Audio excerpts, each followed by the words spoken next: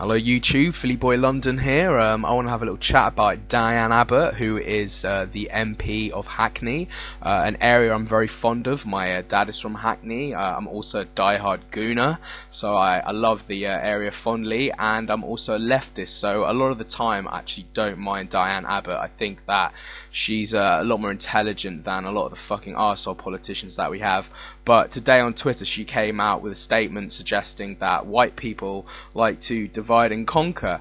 Now this is by any standards a racist expression. It is basically generalizing an entire race of people. I'm not someone who likes to get offended. I think people who get offended are arseholes most of the time. But as a white person, yeah, I'm a bit insulted that she's basically including me in some kind of fucking conspiracy to keep black people down. And this is what she is pretty much suggesting, that there is some kind of effort by white people to keep black people down, and this is absolute bullshit.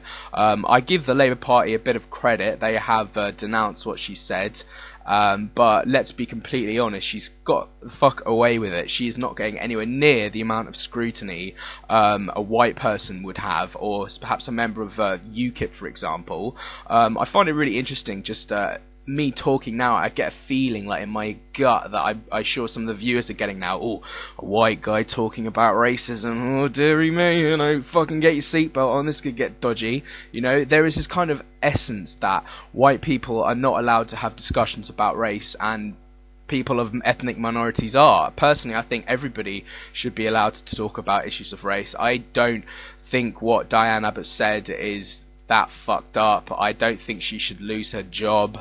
I just wish she'd get the same kind of treatment from perhaps the media or the political background as other people. Now let's talk a little bit about Diane Abbott. She is a Labour MP. She is a black woman. She's, I think, the first black MP, a female one at least. She's been around for about 30 years in the Houses of Parliament. Like myself, she is a socialist.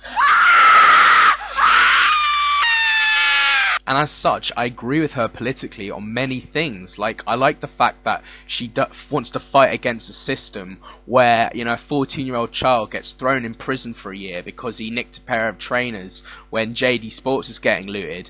But at the same time, a society that is happy to see millionaire bankers who completely destroy the global economy for their own vanity and greed not only walk free, but live luxurious lifestyles. What kind of fucking system is that?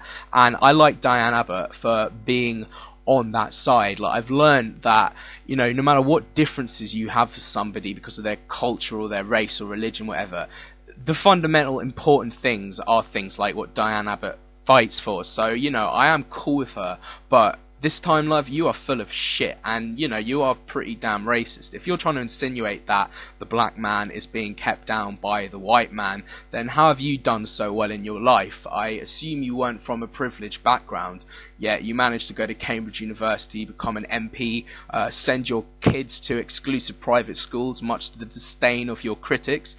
If there are so many barriers put up by white people, then how have you done so well? You know, the main problem I have with this is because Diane Abbott thinks that black people are being held down by white people, when really it's just because of their socio-economic backgrounds. I've always thought it like, I'm from South London, yeah, I've been mugged quite a few times, yeah, every single time by a black guy. It's so easy for me just to think, oh, you know, black people are violent.